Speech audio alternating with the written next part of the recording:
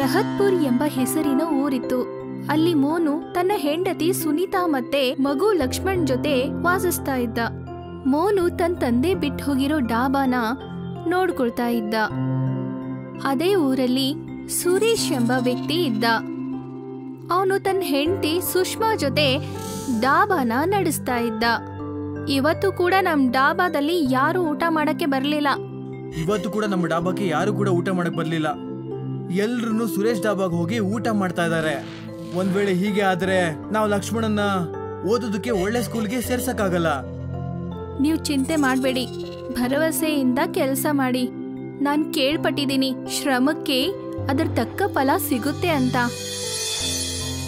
ಸುನೀತಾ ಮೋನು ಜೊತೆ ಮಾತಾಡಿ ಮನೆಗೆ ವಾಪಸ್ ಹೋಗ್ತಾಳೆ.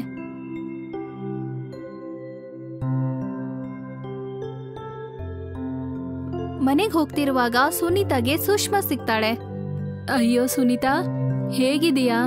ಮತ್ತೆ ಮೋನು ಅಣ್ಣ ಡಾಬಾ ವ್ಯಾಪಾರ ಹೇಗ್ ನಡೀತಾ ಇದೆ? ಈಗ ಏನ್ ಹೇಳ್ಬೇಕು ಸುಷ್ಮಾ, ನಮ್ ಡಾಬಾದಲ್ಲಿ ಯಾರು ಊಟ ಮಾಡಕ್ಕೆ ಬರಲ್ಲ. ಎಲ್ರೂ ಸುರೇಶ್ ಅಣ್ಣ ಮತ್ತೆ ನಿಮ್ ಡಾಬಾಗೆ ಊಟ ಮಾಡಕ್ಕೆ ಬರ್ತಾರೆ. ನಾನು ನೋಡ್ತಾ ಇದ್ದೀನಿ. ನನಗನ್ಸುತ್ತೆ ಅಣ್ಣ ಈ ವ್ಯಾಪಾರನ ಬಿಟ್ಟು ಬೇರೆ ವ್ಯಾಪಾರ ಮಾಡಿದ್ರೆ ಸರಿ ಅನ್ಸುತ್ತೆ.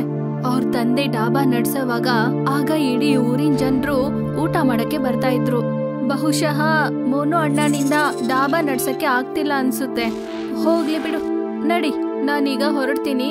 ಸುನೀತಾ, ಇನ್ನೊಮ್ಮೆ ಯಾವಾಗಾದ್ರೂ ಇದ್ರ ಬಗ್ಗೆ ಮಾತಾಡೋಣ, ಆಯ್ತಾ? ಇಷ್ಟ ಹೇಳಿ ಸುಷ್ಮಾ ತನ್ನ ಡಾಬಾ ಹತ್ರ ಹೋಗ್ತಾಳೆ.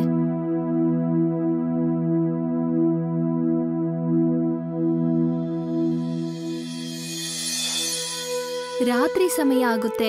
ಮೋನು ತನ್ನ ಡಾಬಾಯಿಂದ ಮನೆಗೆ ವಾಪಸ್ ಬರ್ತಾ ಇರ್ತಾನೆ. ಏನಾಯ್ತು ರೀ, ನೀವು ಇಷ್ಟೊಂದು ನಿರಾಶೆ ಯಾಕಿದ್ದೀರಾ? ಅಲ್ಲ, ಏನ್ ತಾನೇ ಹೇಳಿ ಭಾಗ್ಯವತಿ, ಡಾಬಾದಲ್ಲಿ ವ್ಯಾಪಾರ ಚೆನ್ನಾಗಾಗ್ತಾ ಇಲ್ಲ. ನಾವು ಲಕ್ಷ್ಮಣನ್ನ ಒಳ್ಳೆ ಸ್ಕೂಲ್ ಬೇರೆ ಸೇರಿಸ್ಬೇಕು. ಯೋಚಿಸ್ತಾ ಇದೀನಿ ಡಾಬಾನ ಮಾರ್ಬಿಟ್ಟು ಬೇರೆ ಯಾವ್ದಾದ್ರು ಕೆಲಸ ನೋಡ್ಕೊಳ್ಳ ಅಂತ. ಡಾಬಾ ಮಾರಿದ ದುಡ್ಡಲ್ಲಿ ನಾನು ಲಕ್ಷ್ಮಣನ ಸ್ಕೂಲಿಗೆ ಸೇರಿಸ್ತೀನಿ. ಮತ್ತೆ ಹಾಗೋ ಹೀಗೋ ನಮ್ಮ ದಿನನಿತ್ಯದ ಖರ್ಚನ್ನ ನಡೆಸ್ಕೊಂಡು ಹೋಗ್ಬೋದು. ಆದ್ರೆ ಈ ಡಾಬಾ ನಿಮ್ ತಂದೆಯವರ ಕೊನೆ ನೆನ್ಪಲ್ವಾ? ಮತ್ತೇನ್ ಮಾಡೋದು ಭಾಗ್ಯವತಿ, ಡಾಬಾನ ಮಾರೋದಕ್ಕೆ ನನಗೂ ಕೂಡ ಇಷ್ಟ ಇಲ್ಲ. ಅದು ಅವಶ್ಯಕತೆ ಇದೆ. ನಾಳೆ ಬೆಳಿಗ್ಗೆನೆ ಹೋಗಿ ನಾನು ಡಾಬಾನ ಯಾರಿಗಾದ್ರೂ ಮಾರ್ತೀನಿ. ಇಷ್ಟ ಹೇಳಿ ಮೋನು ಊಟ ಮಾಡಿ ಜೋರಾಗಿ ನಿದ್ದೆಗೆ ಜಾರ್ತಾನೆ. ಅವನಿಗೆ ಒಂದು ವಿಚಿತ್ರವಾದ ಕನಸು ಬೀಳುತ್ತೆ. ಆ ಕನ್ಸಲ್ಲಿ ಅವನ್ ತಂದೆ ಅವನನ್ನ ಕರೀತಾ ಇರ್ತಾನೆ. ಮೋನು, ಓ ಮೋನು. ಅಪ್ಪಾಜಿ, ಅಪ್ಪಾಜಿ, ನಿಮ್ ನೆನಪು ತುಂಬಾ ಆಗ್ತದೆ ನನ್ಗೆ. ಅಪ್ಪಾಜಿ, ನನ್ನ ಕ್ಷಮಿಸ್ಬಿಡಿ. ನೀವ್ ಬಿಟ್ಟು ಹೋಗಿ ಡಾಬಾನ ನನ್ನ ಕೈಯಲ್ಲಿ ನಡ್ಸಕ್ ಆಗ್ತಾ ಇಲ್ಲ. ಮಗ್ನೆ, ಯಾಕೆ ನಿರಾಸೆ ಆಗ್ತಾ ಇದೀಯಾ? ನಾನ್ ನಿನ್ಗೇನೋ ಹೇಳ್ಬೇಕು ಅಂತಿದ್ದೀನಿ. ನಾನು ಸಾಯೋಕ್ಕೂ ಮುಂಚೆ ಹಾರುವಂತ ಡಾಬಾದ ಬಗ್ಗೆ ಪ್ಲಾನ್ ಮಾಡಿದ್ದೆ. ನಾನ್ ನಮ್ಮ ಮನೆ ಹಿಂದೆ ಒಂದು ಬಾಕ್ಸ್ ಅಲ್ಲಿ ಅದನ್ನ ಇಟ್ಟಿದ್ದೀನಿ. ಮತ್ತೆ ಅದನ್ನ ತಯಾರು ಮಾಡೋದಕ್ಕೆ ಸ್ವಲ್ಪ ದುಡ್ಡು ಕೂಡ ಇಟ್ಟಿದ್ದೀನಿ. ನನ್ಗಂತೂ ಅದನ್ನ ಮಾಡೋದಕ್ಕಾಗಿಲ್ಲ.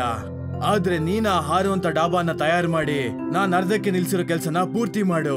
ಸರಿ ಮಗ್ನೆ, ನಾನೀಗ ಹೊರಡ್ತೀನಿ. ನಾನ್ ಹೊರಡುವಂತ ಸಮಯ ಆಗಿದೆ. ನಿನ್ನ ತಾಯಿ ನನಗೋಸ್ಕರ ಕಾಯ್ತಾ ಇರ್ತಾಳೆ. ಇವತ್ಗೂ ಕೂಡ ಅವಳಿಗೆ ಕಾಯೋದು ಅಂದ್ರೆ ಇಷ್ಟ ಇಲ್ಲ. ಅಪ್ಪಾಜಿ, ನಿಂತ್ಕೊಳ್ಳಿ. ನನಗೆ ನಿಮ್ಮ ಹತ್ರ ಇನ್ನೂ ಎಷ್ಟೊಂದು ವಿಷಯಗಳು ಮಾತಾಡ್ಬೇಕು. ಮೋನುಗೆ ಎಚ್ಚರ ಆಗುತ್ತೆ. ಅವನು ಮನೆ ಹಿಂದ್ಗಡೆ ಒಂದು ಸಣ್ಣ ಗುಂಡಿಯನ್ನು ತೋಡ್ತಾನೆ. ಅವನ್ಗೆ ಅಲ್ಲೊಂದು ಬಾಕ್ಸ್ ಸಿಗುತ್ತೆ. ಆ ಬಾಕ್ಸ್ ತೆಗೆದ್ ನೋಡ್ದಾಗ ಮೋನು ಆ ಬಾಕ್ಸ್ ಅಲ್ಲಿ ಅವನಿಗೆ ಹಾರಾಡೋ ಡಾಬಾನ ಹೇಗ್ ಮಾಡೋದು ಅಂತ ಇರುತ್ತೆ. ಅದರ ಯೋಜನೆಯನ್ನು ಅಲ್ಲಿರುತ್ತೆ. ಅದನ್ನ ತಯಾರು ಮಾಡಕ್ಕೆ ಅದರಲ್ಲಿ ಹಣ ಕೂಡ ಇರುತ್ತೆ. ಮೋನು ಮತ್ತೆ ಸುನೀತಾ ಇಬ್ರು ಸೇರ್ಕೊಂಡು ಹಾರಾಡೋ ಡಾಬಾನ ತಯಾರು ಮಾಡಕ್ಕೆ ಶುರು ಮಾಡ್ತಾರೆ. ಅಪ್ಪಾಜಿ, ನೀವು ಮತ್ತೆ ಅಮ್ಮ ಏನ್ ಮಾಡ್ತಾ ಇದ್ದೀರಾ? ಮಗ್ನೆ, ನಾವು ಹಾರುವಂತ ಡಾಬಾ ಮಾಡ್ತಾ ಇದೀವಿ. ಅದರಿಂದ ಜನ ಆಕಾಶದಲ್ಲಿ ಕೂಡ ಊಟ ಮಾಡಬಹುದು. ಇನ್ಮೇಲೆ ಎಲ್ಲಾ ಜನರು ನಮ್ ಡಾಬಾಗೆ ಊಟ ಮಾಡಕ್ಕೆ ಬರ್ತಾರೆ. ಮತ್ತೆ ನಿನ್ ಸ್ಕೂಲ್ ಅಡ್ಮಿಷನ್ ನಾವ್ ಒಂದ್ ಒಳ್ಳೆ ಸ್ಕೂಲಲ್ಲಿ ಮಾಡೋಣಂತೆ. ಸ್ವಲ್ಪ ದಿನಗಳಲ್ಲಿ ಮೋನು ಹಾರಾಡೋ ಡಾಬಾನ ತಯಾರು ಮಾಡ್ತಾನೆ. ಈ ಡಾಬಾದ ತಂತಿ ಒಂದು ಪರ್ವತದಿಂದ ಇನ್ನೊಂದು ಪರ್ವತಕ್ಕೆ ಜೋಡಣೆಯಾಗಿರುತ್ತೆ. ಅಯ್ಯೋ, ಇದೇನಿದು ಹಾರುವಂತ ಡಾಬಾನ? ಹಾ ಹೌದು, ಈ ಡಾಬಾ ಆಕಾಶದಲ್ಲಿ ಹಾರಾಡುತ್ತೆ. ಇದರಿಂದ ಗ್ರಾಹಕರು ತಿಂತ ತಿಂತ ಆಕಾಶದಲ್ಲಿ ತೇಲಾಡಬಹುದು. ಓ ಹಾಗಿದ್ರೆ ನನಗೂ ಕೂಡ ಈ ಡಾಬಾದಲ್ಲಿ ಊಟ ಮಾಡ್ಬೇಕು. ಊಟ ಮಾಡೋದಕ್ಕೆ ಗ್ರಾಹಕರು ಬಂದ ತಕ್ಷಣ ಸುನೀತಾ ಇಲ್ಲಿ ಡಾಬಾನ ಹಾರಕ್ಕೆ ಆನ್ ಮಾಡ್ತಾಳೆ. ಮತ್ತೆ ನಿಧಾನವಾಗಿ ಡಾಬಾ ಚಲಿಸೋಕೆ ಶುರು ಆಗುತ್ತೆ. ಈ ಡಾಬಾ ಅಂತೂ ನಿಜವಾಗ್ಲೂ ಹಾರಾಡ್ತಾ ಇದೆ. ವಾ, ನಾನಂತೂ ನನ್ನ ಜೀವನದಲ್ಲೇ ಈ ರೀತಿ ಊಟ ಯಾವತ್ತೂ ಮಾಡಿರ್ಲಿಲ್ಲ. ಊರಲ್ಲೆಲ್ಲ ನಿಧಾನವಾಗಿ ಚಲಿಸೋ ಡಾಬಾ ವಿಷಯದ ಬಗ್ಗೆ ಎಲ್ಲ ಜನರಿಗೆ ವಿಷಯ ಹರಡುತ್ತೆ. ಊರಿನ ಜನರು ಚಲಿಸೋ ಡಾಬಾದಲ್ಲಿ ಊಟ ಮಾಡ್ಬೇಕು ಅಂತ ಆ ಡಾಬಾಗೆ ಬರ್ತಾರೆ. ಸ್ವಲ್ಪ ದಿನಗಳಲ್ಲೇ ಮೋನು ಲಕ್ಷ್ಮಣನ್ನ ಒಂದ್ ಒಳ್ಳೆ ಸ್ಕೂಲಲ್ಲಿ ಅಡ್ಮಿಷನ್ ಮಾಡಿಸ್ತಾನೆ. ಇನ್ನೊಂದ್ ಕಡೆ ಸುಷ್ಮಾ ಮತ್ತೆ ಸುರೇಶ್ ಡಾಬಾದಲ್ಲಿ ಗ್ರಾಹಕರು ಬರೋದು ಕಡಿಮೆ ಆಗುತ್ತೆ. ಈ ಮೋನು ಸುನೀತಾ ಸೇರಿ ಚಲಿಸೋ ಡಾಬಾನ ಓಪನ್ ಮಾಡಿದ್ಮೇಲೆ ಅವತ್ತಿಂದ ನಮ್ ಡಾಬಾದಲ್ಲಿ ಯಾರು ಊಟ ಮಾಡಕ್ಕೇನೆ ಬರ್ತಾ ಇಲ್ಲ. ನಾನ್ ಕೇಳ್ಪಟ್ಟೆ ಅವನ್ ಮಗ ಲಕ್ಷ್ಮಣನ್ನ ಕೂಡ ಒಳ್ಳೆ ಸ್ಕೂಲಲ್ಲಿ ಸೇರ್ಸಿದಾನೆ ಅಂತ. ಇದಕ್ ನಾವೇನಾದ್ರೂ ಮಾಡ್ಲೇಬೇಕು ರೀ, ಇಲ್ಲ ಅಂದ್ರೆ ನಮಗ್ ತುಂಬಾನೇ ನಷ್ಟ ಆಗುತ್ತೆ. ನನ್ನ ಹತ್ರ ಒಂದು ಐಡಿಯಾ ಇದೆ. ನಾನು ಇದನ್ನು ಕೂಡ ಕೇಳ್ಪಟ್ಟಿದೀನಿ, ಈ ಹಾರುವಂತ ಡಬ್ಬಾ ಯಾವ ಕೀಯಿಂದ ಬೇಕಾದ್ರೂ ಓಪನ್ ಆಗುತ್ತೆ ಅಂತ. ಸುಷ್ಮಾ, ನನ್ನ ಹತ್ರ ಒಂದು ಪ್ಲಾನ್ ಇದೆ. ನಾನ್ ಹೇಗ್ ಹೇಳ್ತೀನೋ ಹಾಗೆ ಮಾಡು. ಸುರೇಶ್ ಸುಷ್ಮಾಗೆ ತನ್ನ ಯೋಜನೆ ಬಗ್ಗೆ ಹೇಳ್ತಾನೆ. ಸ್ವಲ್ಪ ಹೊತ್ತಾದ್ಮೇಲೆ ಅದು ರಾತ್ರಿಯ ಸಮಯ. ಮನೆಯಲ್ಲಿ ಮೋನು ಮತ್ತೆ ಸುನೀತಾ ಇಬ್ರು ಮನೆಯಲ್ಲೇ ಇರ್ತಾರೆ. ಸುಷ್ಮಾ ಸುನೀತಾನ ಭೇಟಿಯ ಮಾಡಕ್ಕೆ ಬರ್ತಾಳೆ. ಮತ್ತೆ ಚಲಿಸುವ ಡಾಬಾನ ಕೀ ಆ ಟೇಬಲ್ ಮೇಲೆ ಇರುತ್ತೆ. ಮತ್ತೆ ಸುನೀತಾ, ನೀವು ಮಾಡಿರೋ ಚಲಿಸೋ ಡಾಬಾ ತುಂಬಾನೇ ವ್ಯಾಪಾರ ಚೆನ್ನಾಗಿ ನಡೀತಾ ಇದೆ ಅಂತೆ. ಮತ್ತೆ ನಿಮ್ ಲಕ್ಷ್ಮಣ್ ಸ್ಕೂಲ್ ಅಡ್ಮಿಷನ್ ನ ಒಂದ್ ಒಳ್ಳೆ ಸ್ಕೂಲಲ್ಲಿ ಅಡ್ಮಿಷನ್ ಮಾಡಿಸಿದ್ರೆ ಅಂತೆ. ಹೌದು, ಇದೆಲ್ಲ ಆ ದೇವ್ರ ಕೃಪೆ. ಅವ್ರ ತಂದೆ ಬಿಟ್ಟು ಹೋಗಿರೋ ಕನಸನ್ನ ನನ್ ಗಂಡ ಅದನ್ನ ನನಸಾಗ್ ಮಾಡಿದಾನೆ. ಸುನೀತಾ, ನನಗ್ ಸ್ವಲ್ಪ ನೀರಡಿಕೆ ಆಗ್ತಿದೆ. ನನಗೊಂದ್ ಗ್ಲಾಸ್ ನೀರ್ ಕೊಡ್ತೀಯಾ? ಹಾ, ನಾನು ಈಗ್ಲೇ ಹೋಗಿ ತಗೊಂಡ್ ಬರ್ತೀನಿ. ಸುನೀತಾ ನೀರ್ ತರಕ್ಕಂತ ಅಡುಗೆ ಮನೆಗೆ ಹೋಗ್ತಾಳೆ. ಅವಳು ಹೋಗ್ತಿದ್ದಂಗೆ ಸುಷ್ಮಾ ಟೇಬಲ್ ಮೇಲಿರೋ ಕೀನ ತಗೊಂಡು ಹೋಗ್ತಾಳೆ. ಆ ಕೀನ ತಗೊಂಡು ತನ್ನ ಗಂಡನ್ಗೆ ಸುರೇಶನ್ಗೆ ಕೊಡ್ತಾಳೆ. ವಾ ಭಾಗ್ಯವತಿ, ನಿನ್ನ ಬಗ್ಗೆ ಎಷ್ಟು ಹೊಗಳಿದ್ರು ಕಡಿಮೆನೆ. ಈಗ ನಾವು ಬೆಳಗಾಗೋಷ್ಟ್ರಲ್ಲಿ ಆ ಹಾರುವಂತ ಡಾಬಾನ ಬೆಟ್ಟದ ಹತ್ರ ಶುರು ಮಾಡ್ಬೇಕು. ಹಾ, ಡಾಬಾನ ಶುರು ಮಾಡ್ತಿದ್ದಂಗೆ ನಾವು ಅವನಿಗಿಂತ ಜಾಸ್ತಿ ದುಡ್ಡು ಮಾಡ್ತೀವಿ. ರೀ, ನೀವು ಬೇಗ ನಡೀರಿ ರೀ, ಬೆಳಿಗ್ಗೆ ಆಗ್ತಾ ಇದೆ. ಸುರೇಶ್ ಮತ್ತೆ ಸುಷ್ಮಾ ಆ ಡಾಬಾ ಹತ್ರ ಹೋಗ್ತಾರೆ. ಮತ್ತೆ ಇಲ್ಲಿ ಮೋನು ಜೋರಾಗಿ ನಿದ್ದೆಗೆ ಹೋಗ್ಬಿಟ್ಟಿರ್ತಾನೆ. ಮತ್ತೆ ಅವನ್ ಕನ್ಸಲ್ಲಿ ಮತ್ತೆ ಅವನನ್ನ ಯಾರೋ ಕೂಗ್ದಂಗಾಗುತ್ತೆ. ಯಾವಾಗ್ಲೂ ಮಲ್ಕೊಂಡೇ ಇರ್ತೀಯಾ?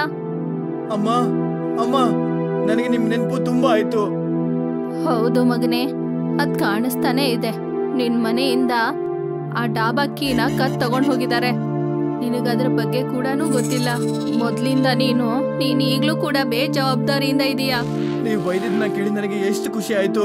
ನಿಮ್ಮ ನೋಡಂತೂ ನನಗ್ ತುಂಬಾನೇ ಖುಷಿ ಆಯ್ತು. ನನ್ಗೂ ಕೂಡ ಮಗನೇ, ತುಂಬಾ ನಿದ್ದೆ ಮಾಡಿದೀಯಾ. ಈಗ ಎದ್ದೇಳು. ಮೋನು ನಿದ್ದೆಯಿಂದ ಎಚ್ಚರವಾಗುತ್ತಾನೆ. ಮತ್ತೆ ತನ್ನ ಹೆಂಡತಿ ಸುನೀತಾನು ಕೂಡ ಎಬ್ಬಿಸ್ತಾನೆ. ಕಡೆ ಸುಷ್ಮಾ ಮತ್ತೆ ಸುರೇಶ್ ಚಲಿಸುವ ಡಾಬಾ ಹತ್ರ ಹೋಗ್ತಾರೆ. ಇವಾಗ ಬರುತ್ತೆ ಮಜಾ. ದೊಡ್ಡದಾಗಿ ಡಾಬಾ ಆರ್ಸೋ ಶೋಕಿ ಇತ್ತಲ್ವಾ? ಈ ಡಾಬಾ ಇಲ್ಲ ಅಂದ್ರೆ ಅವ್ರ ವ್ಯಾಪಾರನೇ ನಡೆಯಲ್ಲ. ನಾವ್ ಇದನ್ನ ಇನ್ನೂ ಮೇಲ್ಗಡೆ ಹೋಗೋ ಹಾಗೆ ಮಾಡೋಣ. ಆಗ ಇದನ್ನ ಯಾರು ಹತ್ತಕ್ಕೂ ಆಗಲ್ಲ, ಮತ್ತೆ ಅಲ್ಲಿಂದ ಕೆಳಗಡೆ ಇಳಿಯೋಕ್ಕೂ ಆಗಲ್ಲ. ಸುರೇಶ್ ಮತ್ತೆ ಸುಷ್ಮಾ ಆ ಡಾಬಾ ಒಳಗಡೆ ಹೋಗ್ತಾರೆ. ಅವರಿಬ್ರು ಅಲ್ಲಿಗೆ ಹೋದಾಗ ಅವ್ರಿಗೆ ಗೊತ್ತಾಗೋದಿಲ್ಲ ಇದನ್ನ ಹೇಗ್ ಶುರು ಮಾಡ್ಬೇಕು ಅಂತ.